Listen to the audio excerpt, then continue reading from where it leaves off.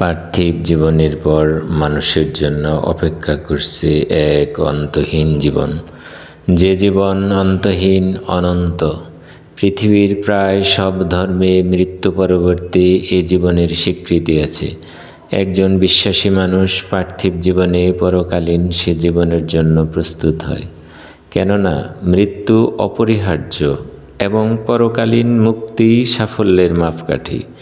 ইরশাদ হয়েছে, জীবন মাত্রই মৃত্যুর স্বাদ আস্বাদন করবে। কিয়ামতের দিন তোমাদের কর্মফল তোমাদের পরিপূর্ণভাবে আদায় করা হবে। যাকে জাহান্নামের আগুন থেকে দূরে রাখা হয়েছে এবং জান্নাতে প্রবেশ করানো হবে, সেই সফলকাম। পার্থিব জীবন ছলনাময়, ভোগ ছাড়া কিছুই না। সূরা আল ইমরান আয়াত 185। রূহ এক মহাবিস্ময়।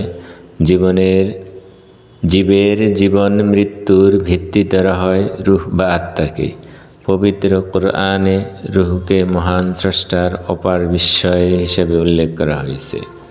ইরশাদ হয়েছে, তারা আপনাকে রূহ সম্পর্কে প্রশ্ন করে, বলুন, আল্লাহর পক্ষ থেকে এক আদেশ, তোমাদের সামান্য জ্ঞানই দেওয়া হয়েছে।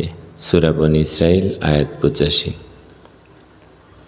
আল্লামা ইবনে কাসির রহমাতুল্লাহ আলাইহি বলেন, উল্লিখিত আয়াত দ্বারা প্রমাণিত হয় রূহ বা আত্মা একান্ত আল্লাহর ইচ্ছাধীন এবং পৃথিবীর খুব সামান্য সংখ্যক মানুষ সে সম্পর্কে সামান্য জ্ঞান রাখে।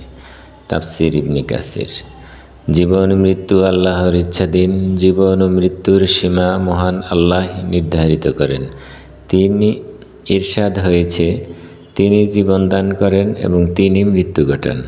আল্লাহ ছাড়া তোমাদের কোনো অভিভাবক নেই, কোনো সাহায্যকারীও নেই।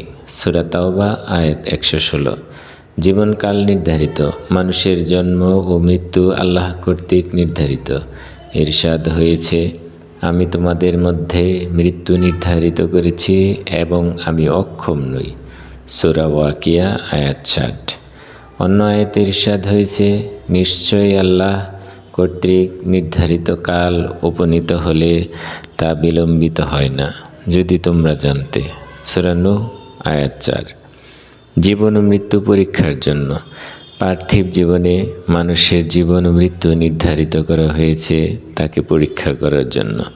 ইরশাদ হয়েছে, যিনি সৃষ্টি করেছেন মৃত্যু ও জীবন তোমাদের পরীক্ষা করার জন্য। কে তোমাদের মধ্যে উত্তম কাজ করে?